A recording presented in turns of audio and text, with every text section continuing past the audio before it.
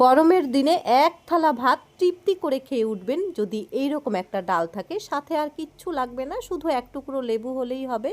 তো ডালটা আমি কিভাবে রান্না করেছি আসুন এক নজরে সম্পূর্ণ ভিডিওটা একবার দেখে নেওয়া যাক। প্রথমেই একটা বাটির মধ্যে আমি 1 কাপ পরিমাণ মুগের ডাল 3বার জল পাল্টে ভালো করে ধুয়ে নেওয়ার পর ডালটা আমি সেদ্ধ করে নেব। তার আগে একটা প্লেটের মধ্যে 3টে উচ্ছে একটু পাতলা করে চাকচাক করে কেটে নিয়েছিলাম। উচ্ছের মধ্যে লবণ হলুদ মাখিয়ে রাখবো, তাহলে উচ্ছেটা একটু নরম হয়ে আসবে। প্লেটটা আমি সাইডে রেখে দিয়েছি। চলুন এবার ডালটা সেদ্ধ করে নেওয়া যাক। আগে থেকেই জল ফুটতে দিয়েছি। ফুটন্ত জলে মুগের ডালটা দিয়ে স্বাদ মতো লবণ একবারেই দিয়ে নেব, লাগলে পরে আরেকটু দিয়ে নেওয়া যাবে।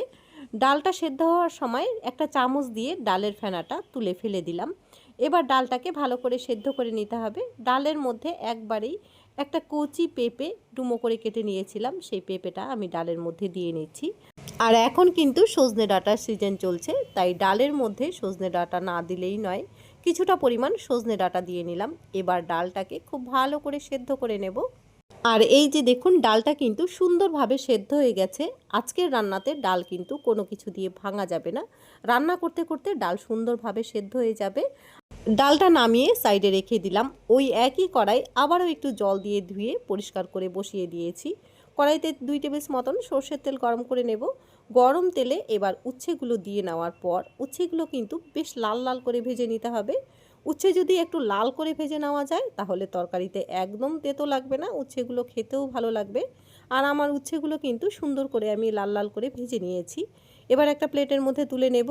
ওই একই তেলের মধ্যে ফোড়ন দিয়ে দিচ্ছি 3টে শুকনো লঙ্কা, সাথে একটা তেজপাতা দিয়েছি, সাথে 1 টিস্পুন পরিমাণ রাঁধুনি আর 1/2 টিস্পুন পরিমাণ মেথি দানা দিয়ে ফোড়নের সাথে একটু নাড়াচাড়া করে নিতে হবে। ফোড়নটা কিন্তু বেশি পোড়ানো যাবে না। ফোড়নের মধ্যে দিয়ে দিচ্ছি 1 চামচ আদা বাটা, সাথে দিয়ে দেব 1/2 টিস্পুন পরিমাণ হলুদ গুঁড়ো আর কালারের জন্য 1 টিস্পুন পরিমাণ কাশ্মীরি লাল লঙ্কার গুঁড়ো দিয়ে একটু জল দিয়ে মশলাটা কয়েক সেকেন্ডের জন্য একটু কষিয়ে নেব। আজকের রান্নাতে মশলাটা কিন্তু পোড়ানো যাবে না, তাহলে ডালের মধ্যে খেতে ভালো লাগবে না। জলটা দিয়ে নেওয়ার পর একটু নাড়াচাড়া করে এবার ডালটা ঢেলে দেব। ডালটা ফোড়নের মধ্যে ঢেলে দিয়ে নেওয়ার পর ডাল কিন্তু উনুনের উপরে আর বেশিক্ষণ রাখবো না, তাহলে ফোড়নের ফ্লেভার নষ্ট হয়ে যাবে। সাথে সাথেই ভেজে রাখা উচ্ছেগুলো দিয়ে নিলাম। 1 চামচ পরিমাণ ঘিও অ্যাড করে নেব, এতে করে ডালের টেস্ট বেশি আসবে। সমস্ত কিছু দিয়ে নেওয়ার পর এবার কিন্তু উনুনের উপরে আর বেশিক্ষণ রাখা যাবে না। কয়েক সেকেন্ডের মতন জাল করে নিয়ে ডালটা কিন্তু সুন্দরভাবে মজে এসেছে। ঠিক এই পর্যায়ে ডালটা আমি নামিয়ে নেব। বাস এবার গরম ভাতের সাথে পরিবেশন করুন।